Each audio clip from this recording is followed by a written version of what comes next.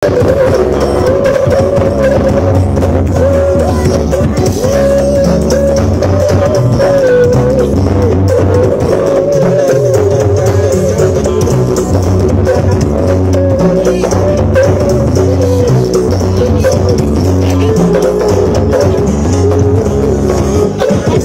horeg itu gimana tuh? Saya ini tanya ke orang-orang yang bagian yang punya son itu. Son horeg itu ya bisa membuat horeg, Gus. Loh, son horeg itu gimana? Oh, son horeg itu ya bisa membuat horeg. Dada bergetar, telinga berdengung. Kalau belum son bisa-bisa seperti itu, masih dianggap son biasa, masih son sistem. Oh gitu.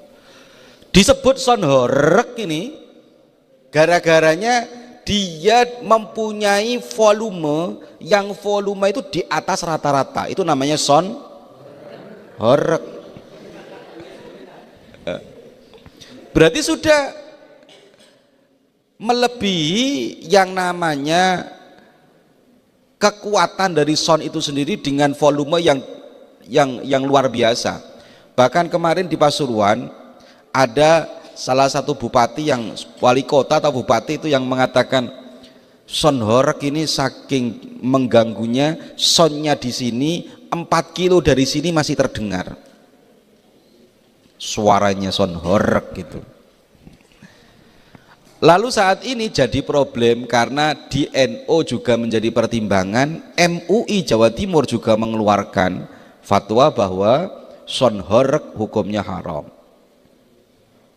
Rame di mana-mana, banyak kiai-kiai yang diomongi, kiai nggak ngerti, kiai bodoh, kiai itu yang diharamkan yang korupsi sudah diharamkan dari dulu. Korupsi itu malah sama kiai-kiai diharamkan, bukan yang diharamkan. Koruptor diajukan untuk dibunuh, apa gak lebih ngeri lagi? Wah, ini son horeg itu ya, son horeg itu fenomena akhir zaman. Apa yang menyebabkan son horeg itu diharamkan? Pokoknya gini, ini sekarang kamu tak kasih pengalaman ngaji begini. Sesuatu minimal 2 ini salah satunya, mau son horeg, mau mobil horeg. Ya mungkin suatu saat mungkin ada mobil horeg. Pokoknya kalau sesuatu 2 ini sudah sesuatu itu sudah melanggar salah satu 2 yang akan saya sampaikan ini, maka dia sudah bagian dari sesuatu yang tidak diperkenankan dalam syariat. Apa yang pertama? Mengganggu orang lain, mengganggu pihak lain. Seperti yang sudah saya tanyakan kepada orang, son horeg itu seperti apa? Son horeg itu ya mampu menghoregkan telinga, mampu menghoregkan kadang dada orang sehat saja. Ini bukan orang yang sakit. Kamu sehat-sehat kayak gini, itu terganggu dengan adanya son yang dibunyikan dengan keras sekali itu. Apalagi yang kurus kayak Adit, taruh di depannya son horeg, mencelat dia. Itu son horeg. Apalagi orang sakit. Dan son horeg ini saya sering dengar di mana-mana, sudah 2 tahun yang lalu membuat resah. Sehingga NU, MUI, beberapa pondok pesantren mengeluarkan fatwa bahwa son horeg ini hukumnya haram karena pertimbangan mengganggu orang. Segala sesuatu yang mengganggu orang lain hukumnya langsung dihukumi haram. Contoh, kamu punya sepeda kamu itu punya suara yang menghoregkan juga. Atau sepeda yang mengganggu telinga, kamu jalan dengan suara yang sangat keras, deng deng deng deng deng deng deng deng deng deng deng gitu. Jalan lewat orang terganggu dengan sepeda kamu, hukumnya juga haram karena mengganggu orang lain. Sampai polisi itu sekarang kalau ada yang namanya sepeda dengan knalpot yang tidak wajar dihentikan sama polisi karena dianggap mengganggu orang lain. Yang mengharamkan pertama kali itu polisi sebenarnya sudah.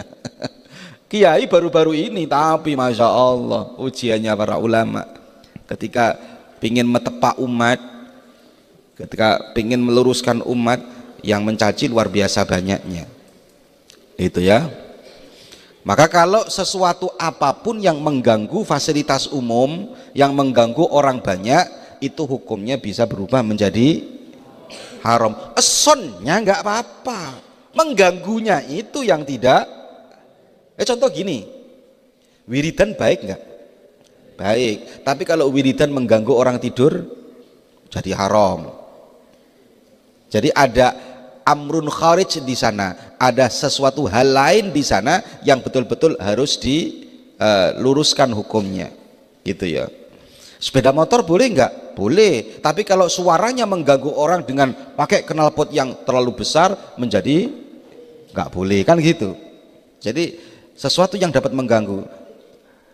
Ngadakan hajatan boleh, ngadakan sholawatan boleh, hajatan boleh, tapi kalau sampai nutup jalan sehingga orang tidak bisa lewat, hukumnya menjadi tidak baik, gitu ya. Hukumnya tidak boleh. Jadi sesuatu yang mengganggu nggak boleh. Sebenarnya hukum ini sebenarnya sudah sering kita dengar, cuman alasannya saja tidak sering disampaikan. Nomor 2, ini perhatikan. Nomor 2, dianggap son horok itu syiarul fusak, sebagai tanda atau ada identitas bahwa itu adalah ciri-ciri khasnya orang yang fasik. Contoh, orang kalau pakai son horok itu sudah dalam pikiran kita itu konser, itu hiburan kefasikan. Ya ada mungkin, jarang lah, tapi son horeg dipakai untuk pengajian. Nggak pernah dengar kita. Tapi kalau konser ini, tapi kalau hiburan ini, orkes ini, ada orang di situ muter-muter, joget-joget, itu kalau nggak pakai son yang menggetarkan katanya kurang top markotop. Sehingga di mana-mana son horeg itu seakan-akan menjadi ciri khas khusus kalau ada acara-acara besar yang sifatnya seakan-akan ada kefasikan, di situ pakainya son horeg. Maka MUI ataupun NU ataupun beberapa pondok pesantren memutuskan kenapa son horeg itu kok haram, itu karena dianggap syiarul fusak, tanda-tandanya orang fasik. Sebenarnya alasan ini sudah alasan lama. Contoh gini, contoh ketika ditanya boleh apa tidak seseorang pakai potongan rambut pinggirnya habis tinggal tengahnya memanjang, dikasih warna cat merah abu-abu. Semuanya ngomong, orang yang waras, orang yang akan ngomong haram. Kenapa? Karena itu adalah identitas anak-anak yang nakal. Iya toh? Itu sudah jawaban dari dulu. Sekarang dimunculkan, rame lagi. Sekarang gini, di daerah kamu kalau ada anak nakal, itu pakainya rambutnya dicat hitam putih.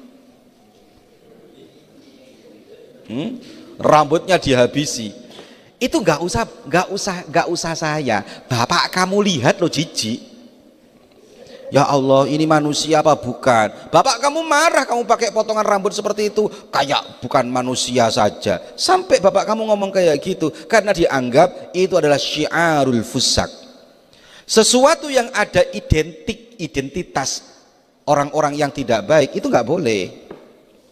Nggak boleh dipakai. Contoh zaman dulu tuh pakai yang namanya apa? Dasi, itu nggak boleh. Mbah Hasyim Asy'ari itu dulu melarang orang pakai. Alasannya kenapa? Dasi identik dengan Belanda, sementara Belanda adalah musuh orang Islam. Itu wis alasan zaman dulu. Makanya segala tindakan apapun yang di situ ada tanda-tanda kefasikan, hukumnya tidak boleh. Perilaku kita ini, perhatikan. Perilaku kita selama ada dua unsur, salah satunya saja, nomor satu mengganggu pihak lain, fasilitas umum, nomor dua ada tanda-tanda itu adalah miliknya orang fasik, maka hukumnya tidak boleh. Iling-ilingin, kamu pokoknya besok di rumah kok ada dua ini, berarti nggak boleh. Lah saya menggarisbawahi, andai kan son horeg itu nggak ada itunya, boleh jadinya. Contoh, son horegnya volumenya jangan terlalu keras. Sound horeknya volumenya jangan terlalu keras sehingga terdengar hanya sekitar saja, cukup pengajian, cukup, nggak jadi haram. Kenapa? Ya karena nggak menghorekkan tadi itu, tidak mengganggu, tidak merusak. Ini yang ngomong kayak gini bukan pakar lisan, yang ngomong pakar telinga. Telinga ngomong ini sound horek bisa menghorekkan namanya telinga dan membahayakan. Kalau kita kan pakar omongan tok, itu ya. Nah makanya saya kalau tidak ada itu ya boleh akhirnya, kalau nggak ada alasan yang pertama karena mengganggu, oke. Kalau sekarang pakai sound horek tapi nggak mengganggu boleh. Sekarang kalau disetel pelan-pelan nggak mengganggu jadinya boleh, cuman nggak disebut sound horek lagi, akhirnya jadikan sound system, bisa-bisa jadinya sound aktif. Suaranya nggak jadi keras. Yo Gus, kalau suaranya pelan-pelan nggak horek lagi tuh Gus. Lah makanya itu karena horek itu mengganggu, jadinya tidak boleh. Terus syiarul fusaknya, ya sound horeknya kalau ada pengajian, ada ngaji kayak gini nih, coba sekali-kali ikut taruh sound horek, kita pagi ngaji pakai sound horek. Gitu. Ya, akhirnya nggak jadi syiarul fusak. Jadi sebenarnya ada tata cara bahwa itu tidak jadi haram lagi, cuman namanya bukan jadi sound. Jadi sound horek itu sudah punya ciri khas tersendiri sehingga ulama-ulama sepuh kali ini, saat ini, NU, MUI banyak yang memberikan wanti-wanti jangan pakai sound horek, atau jadikan sound horek itu ya kita pakainya sound biasa, sound system, atau kalau perlu sound aktif nih, sound aktif yang kecil-kecilan aman, nggak ono. Jadi itu permasalahan kita saat ini itu, kenapa sound horek itu dijadikan sebagai sesuatu yang haram? Karena dapat mengganggu orang lain. Nomor dua, dianggap sebagai identitasnya orang-orang fasik. Segala sesuatu yang mengganggu orang lain atau identitasnya orang fasik, hukumnya tidak. Pokoknya kamu pegangi itu. Sebenarnya kita ini kalau masalah sound ini, sound horek ini kan saya ditanya orang berkali-kali, sebenarnya menurut Gus Diwa sound horek itu gimana? Kalau saya mudahnya gini, manfaat dan mafsadahnya itu lebih banyak mana? Menurut kamu dengarkan sound itu manfaatnya apa yang sound horek itu? Sampai dada kamu bergetar, orang sehat saja bergetar, telinga sakit, dengan manfaatnya apa? Kemudian apa mafsadahnya? Menurut kamu apa? Terus kalau telinga bergetar, dada bergetar, wah keren. Apa seperti itu? Apa kamu mendapatkan manfaat? Sebenarnya kita ini nggak usah jauh-jauh kalau mau bahas sound itu boleh apa tidak. Fastafti qalbak, tanyakan hati nurani kita masing-masing. Manfaatnya apa? Mafsadahnya apa? Lebih besar mana manfaat sama? Kalau kamu ngomong, wah sound horek manfaatnya membuat kita itu bahagia, lah ya repot iki, ya. Atau sound horek itu membuat telinga kita semakin bagus. Berarti ini sudah nggak beres ini orang, ya. Makanya guru saya ini selalu mengatakan, kamu kalau mau memutuskan hukum itu boleh apa tidak, sebenarnya orang itu punya hati nurani sendiri-sendiri. Fastafti qalbak, tanyakan hatimu, apakah hatimu mengatakan itu boleh apa tidak.